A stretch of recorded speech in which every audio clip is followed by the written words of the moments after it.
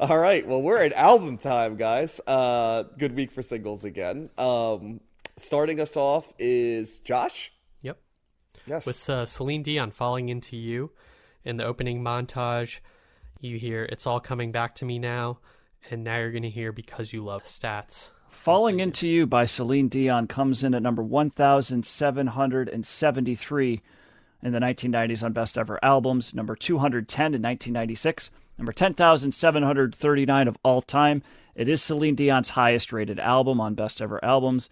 It did not make Rolling Stone's list, and Celine Dion ranked number 2,418 of overall artists on Best Ever Albums.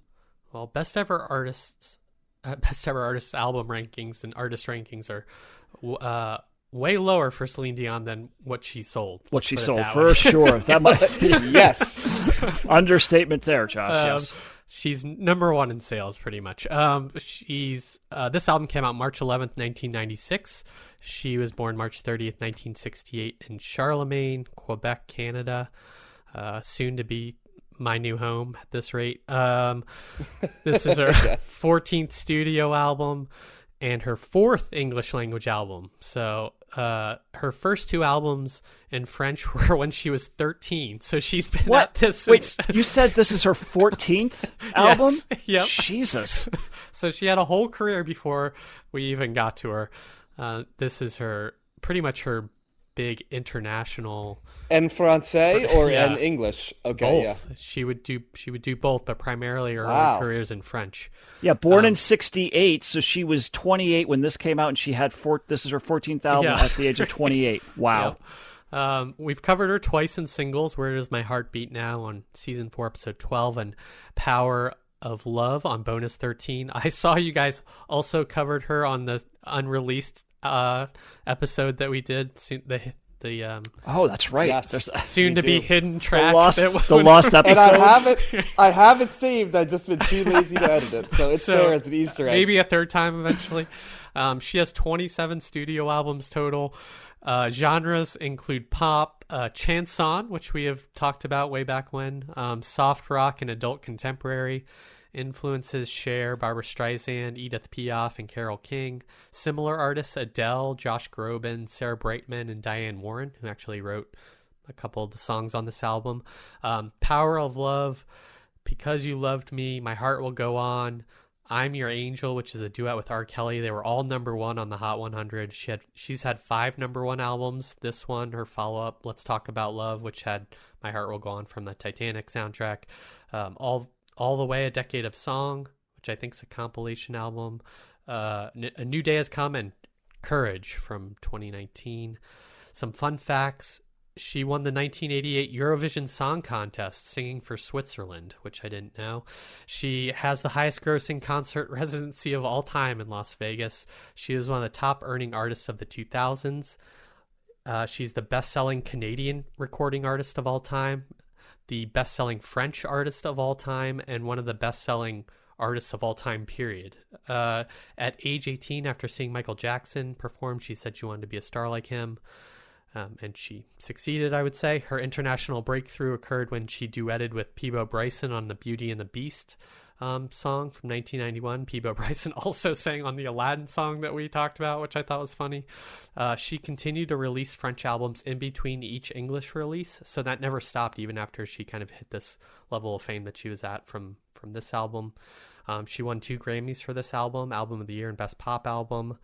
This is one of the best-selling albums in history. It sold 32 million copies worldwide as of whenever that stat was on Wikipedia, and it's one of the best-selling albums of 96 and 97, and it's the 4th best-selling album by a woman in history. This album was recorded at multiple studios and has many producers, and unfortunately in 2022 she was diagnosed with stiff person syndrome, which is a rare neurological disorder.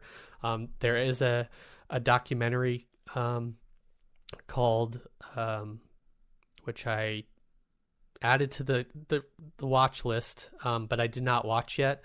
And why am I now blanking on it? It's called. It's in there somewhere. Check Josh. out It's called. Letterboxd. It's called I Am Celine Dion. I should have just made something up and it would have been close.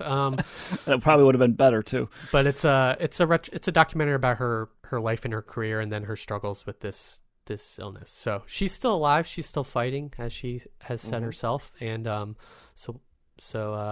yeah, good for her for persevering.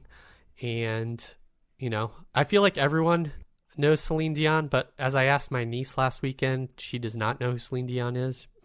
So there's always new fans to find her. What did you guys think about Falling Into You this time around, if you had ever listened to this album before? I'll take the baton to start Sure. on this one, if that's well. First of all, I have seen some interviews recently with Celine Dion, and it's very admirable. That is it's a pretty brutal condition that she's fighting, and like anything, when there's a condition that you get that like robs you of your gift, it just seems even more like cruel in some ways. And that's, part of that condition seems to be that it kind of robs you of your ability to do singing. Right. And Right. what she has is this, she's known for this like belting voice. Right. So, I don't know. Certainly not anybody who has it, it's tragic, but there's that weird thing of like, if you're a star athlete and you get paralyzed or so, it's just, there's an added layer of Right. text to it. So I'd like to kind of shout her out for her courage in going through that. I know she lost her husband too, while all that was going on. So there, I'd like to also shout out my mom and dad, because they were album buyers, and yet they were somehow the only parents I knew who didn't buy Falling Into You by Celine Dion. So unlike many of the houses I went into where this was playing regularly and remember seeing it out, like it was not a part of my day-to-day life with it. And I have to say, guys, one of the great subplots of this show has been that the two of you have always responded to Celine Dion songs, like always, and I find like Celine Dion to be kind of- Whoa, wait. Yeah. No, What? not but like you guys have always said, I kind of like this song, when Yeah, we've done yeah. the Celine Dion songs, like not Okay. like she's like on your thing, but like it's so funny. Like Celine Dion has an undeniably powerful and great voice, but I just have like no connection to her songs. Like there's no emotional connection to me on the songs. Like the first song, It's All Coming Back to Me Now, I chuckled because I'm like, this is the Meatloaf song. Right, It's like, that's it what is I wrote. I thought the absolutely exact a same thing, Meatloaf yes. song. In every way possible, it's a Meatloaf song. The video is a Meatloaf video. Like Yep. it's basically just like it. And I think of every Celine Dion album having a Meatloaf song on it, because she always has one song that's like a Meatloaf song. And I'm Well, like, Jim okay, Steinman wrote it, so that's why. Which I think even when we did Meatloaf, I'm like, I always think of Celine Dion and Meatloaf together. Before I ever did CTS, I put the two of them together because it's so obvious to me on the front end of things. So I'm glad you guys got that too. But yeah, it's like, it comes with that. I started chuckling. I'm like, well, yes, that if you're going to do a Celine Dion album that sold 27 jillion copies, right? You have to start with that one. And then the like song from that Michelle Pfeiffer movie comes on afterwards. I'm like, oh, I didn't know that was on this album, but that makes sense because that was played all the time as well. And that falls into like the other lane of Celine Dion for me, like mid-tempo sentimental ballad that stirs not a feeling in me at all along the way. And then weird covers, like the Eric Carmen cover, All By Myself. There's a Tina Turner cover on here, River Deep, Mountain High. Great singer, Celine Dion. I don't know if I would have gone for Tina Turner in terms of like people that I was trying to cover. Right. It does remind me of that like Divas they had where Celine Dion was there. She's up there with like the queens of R&B, and you even see like Mariah Carey and like Whitney Houston being deferential, and Celine just went for it, right? And so she's like singing over like Patti LaBelle and shit, and it's just like, I'm like, you kind of have to be if you're Celine Dion, right? Like that's what you do. But you can see there's like it's hilarious side eye from like Mariah Carey and Whitney Houston who are like, I am going to subordinate my ego to allow Aretha, and Celine's just plowing through on classic R&B, and so I admire the moxie, and to me that's like the Celine Dion career, right? It's like powerhouse chorus, league generic, like every song is sort of about like I love you and you love me and Yeah. our love is strong. And then the next song is I love you and you love me and our love is strong. And then the next song is I love you and you love me and it's after a while I was just like, this is a punishingly long amount of time for an album of this. And all I could think of is, I know you guys had like strong reactions to not loving what you considered to be like adult contemporary in what would be sort of the soul and R&B lane. And I was like, oh, I find that I connect with that a little bit more. It's a lane that makes that a little bit more palatable for me. And all I could think of was, I think this is the lane of like adult contemporary that does nothing for me. And so while undeniably, I respect the hustle here, I cannot say that Celine Dion does not have a great belting voice, because she does. I just have never gotten any emotional resonance out of these big love songs. It's kind of always made me chuckle, because like all of these, I think, are songs that like, it's kind of similar to what we talked about with Dave Matthews Band, where like I see tons of people who connect to this emotionally, and I'm like, I have no connection to like the types of songs that like Celine Dion sings. And it's not because they're bad. I just find them somewhat ridiculous, like the songs. And I also don't think I process like love in like the way that this is, this sort of like whimsical, like very like prince and princess marry each other like version of like love. So I can't say I enjoyed this one, guys. It's not a recommend for me, I would say. I'm glad we did a Celine Dion album, and Lord knows you almost have to cover this because it sold so many albums. It would be incomplete to not cover it, but it wasn't for me.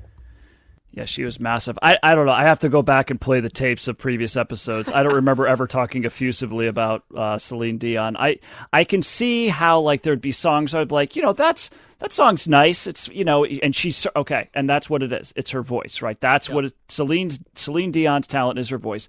She's not writing any of these songs. She's not producing any of them. Right. I don't think that's a skill that she, undertook in future albums. I think that this is her lane, right? And there's nothing wrong with that. Like she, when you have a voice like this, get professional songwriters to write professional songs for you and professional, and you do you, right? Like she's not the artist that, like, she's not an artist.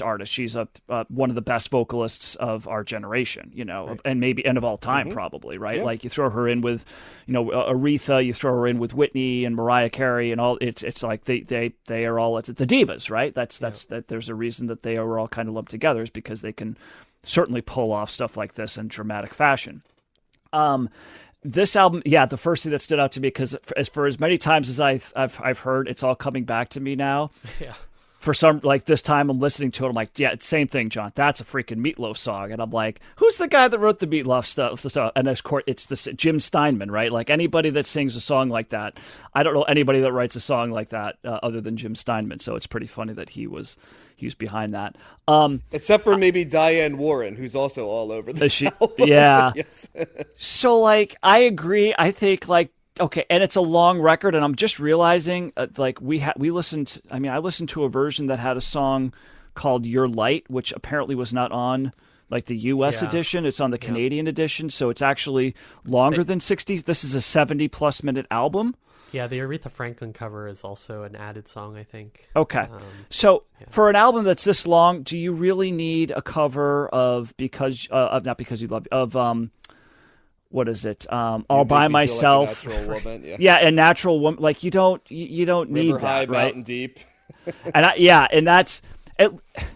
I mean, I will say, at least for the River Deep, Mountain High song, like there's a production style, and that's the other thing that stood out to me, is the variety of production styles on here. Yes. Right? There's some songs on here that's like, man, that's Declaration of Love. Man, that sounds like a song that would have come from the Three Men and a Baby soundtrack, like this late 80s. This is 1996, and you're getting like late 80s cheese, schmaltz, like lazy production. And I'm like, why is that happening in 1996? Didn't we do that already? But at least River Deep, Mountain High, they change it up a bit. They make it sound a little different from the original. The other two, it's just like, what? what are you doing that's adding anything, to it? Yeah. And not that I like the River Deep Mountain Tie. I thought that was way over the top and just not all that compelling. I thought that there were some songs that stood out a little bit as like, okay, I like melodically, musically, aside from the hits, because I get why those are big hits, and I'm fine with them. I think what is it? If that's what it takes, and I don't know, were kind of like musically, I thought some of the more interesting songs. Your Light was kind of like a country song. Like it's kind of like her doing this, like a Celine Dion version of a country song that I thought was a little different.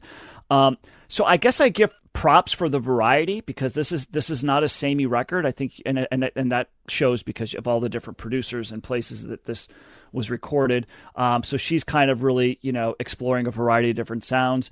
But yeah, at the end of the day, it's not really moving the needle a whole lot for me either. I think you can totally respect an artist for their talent, which she undeniably has, but also still like not really be all that interested in it. It's just not kind of in the lane that I want to travel in. Kind of initially I was surprised that Josh, that you said that this won album of the year. I'm like, really? And then I thought about it. I'm like, the reason that I think one of the main reasons that Celine Dion is so popular, right, across the board, it's one of those things, and this might sound a little disparaging, but I don't necessarily mean it to be, because it's like, it is in some ways like a lowest common denominator type of music. It's very... Music for people who don't like music or listen kind to of, a lot of music. Yeah. Yeah. Yep. I mean, I think, God bless them, I love my uncle and my aunt. They love them some Celine Dion. They are the people that will go to Vegas just to see Celine Dion and other artists like her, right? They are not music people, right? They, right. they would not hear like 85% of the artists, maybe even more, that we're covering on this podcast. They'd be like, "Who's that? I've never heard of that," right? Like, but a lot of people are not music people, and this stuff is very emotional. It touches on very basic notions of love, whether it's something, yes, John, it's basic, but it's something that resonates with a lot of people. And so because of all of that, yeah, it makes sense, right? That this is covering a lot of basis in terms of a lot of different types of people, and that can respond to this. I'm not one of them. I guess I respect the game and what she's been able to accomplish. And certainly it's really sad that, about her illness and how that's compromised her, but, props to her for all the success. She's quite, one of the greatest selling artists of all time. But yeah, it's just, there's a lot for me that it leaves to be desired here. And it's not really something that I would recommend to many people. So yeah, it's hard to say thumbs down, but I guess I am giving it a thumbs down, because it's not really, I didn't enjoy it all that much, and it was kind of in some ways forgettable for me. So yeah. Yeah, I thought about this too. It's always interesting that these huge artists, like, people like, or get, I don't know, that somebody that can sing really well is enough for a lot of people, and like just hearing songs that they're familiar with and having somebody that's really excellent at singing just is everything that people want. I find that these artists, or Celine Dion, and this album is fine. I didn't feel like it's way too long, and I didn't really get a lot out of it. I think you can only go so far for me liking an artist if you don't write your own songs, or don't play instruments, because I feel like this is a little one note, like to John's point about like the themes of the songs. I don't know, there's just like a lack of soul behind an artist like this, like that doesn't have some sort of personal investment in some of the music, or kind of identifying. It seems so kind of generic in a way, the way that these songs are presented. I totally agree, because there's a lot of like great singers who didn't write their own stuff. Yeah. I think, like, for me, if it's like, if you bring something to like Whitney Houston, right, comes to mind, and I feel plenty of things with her, and she wrote famously none of hers. She wanted to, and Clive Davis is like, yeah, stay in your lane a little bit, and it worked for her, But what is it about Whitney? Because I thought about that too. I was speaking more specifically about Celine Dion, but Whitney Houston's almost like personality comes through more in her music, versus like this, I don't get a sense of who Celine Dion is beyond being a good singer. I don't feel like there's a lot of emotional range beyond her being able to sing well, if that makes sense. Like, she doesn't. Well, that's how I've always described Celine Dion Yeah. to me. Like, I feel like there's one emotional tenor that's there, and to me, it's like lack of emotion. Right. Is for me. Whereas and we also have to. Whitney You Houston also, has a lot, if you're talking about that though, don't you also have to talk about the songwriters and the producers, because that's really what we're doing. I think that Celine Dion, if she sang a quote unquote better song, right, that structurally or production wise or lyrically resonated more, then we would like Celine Dion more, right? Like, I can't sit here and be like, oh, Whitney Houston's voice is way head and shoulders above the quality of Celine Dion's voice. I wouldn't say that at all. But like, I think who's writing the songs and the producing it is important too. But I hear the joy and I want to dance with somebody. Like, I feel the heartbreak and I will always love you. I feel like the empowerment and in like I'm every woman, right? Like, just to give 3 examples right there, right? Like, I connect emotionally to different emotions with each of those 3 songs. But how much of that is the singer versus the production and the song itself?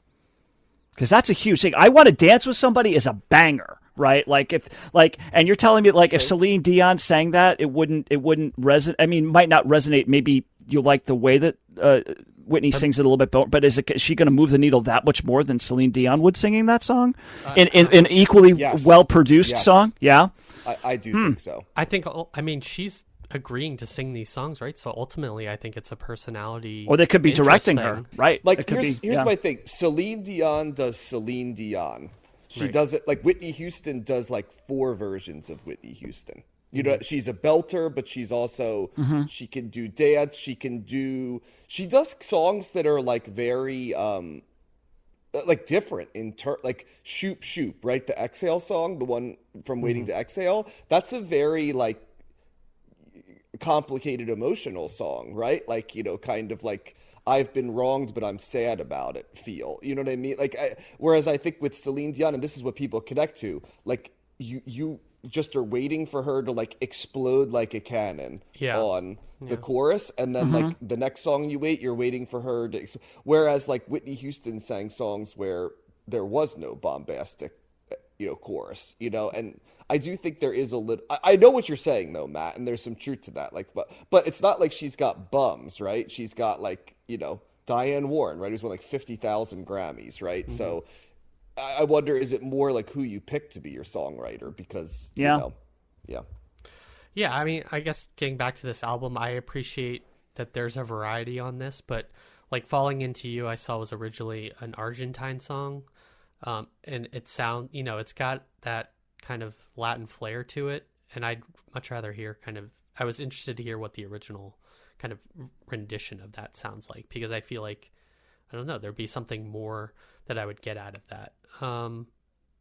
So yeah, it's, I don't know about an artist also that just does a lot of covers of other well-known songs. That seems like not as interesting to me. Yeah. Or something. I mean, I again, like, I respect her singing ability, but this is never going to be like one of my, this type of artist is never going to be one of my go-to artists where it is for other people. So, yeah, it was fine. Like, I would never listen to this again. I think of her as the Titanic song person, so that's where she will live in my memory. It is amazing looking at this on Wikipedia, all the different versions and the bonus tracks and the bonus versions from Australia and Canada and Japan and Latin America. Like, it's all that. Yeah, people love them some Celine all over the world. And I get it. And I want to end on a positive. I don't have any resentment to this at all. We might not like it. And if you're listening to this and you're a Celine Dion fan song, I in no way do not think this should exist in the world I don't get it. And I'm not even hostile to it, because I'm like, I kind of like that there's a lane for this, because not everybody wants to do a freaking 5-year podcast where they listen to every genre of music in 900 I would say albums. most people don't want to do that. Yeah, and I respect that. You know what I mean? It's like some people, they pick a couple lanes, right? And like it's like this week alone, it's like I'll take me a little bit of Dave Matthews and a little bit of Celine Dion and some post grunge, and that's the 90s for me. And you know, it's like God bless. You know, it's but it is a little bit like the pumpkin spice latte of music a little bit. It's my end shot I right like there. that. Yeah. So, but best wishes to Celine Dion. Like, and I mean that truly. It's pretty impressive, the interviews I've seen with her, how she's persevering. And, you know, you don't get to be as famous as Celine Dion and persevere without having like an A+ drive, right? Mm-hmm. So I always respect people that become big freaking mega stars, because you got to just be made of something different. Yep.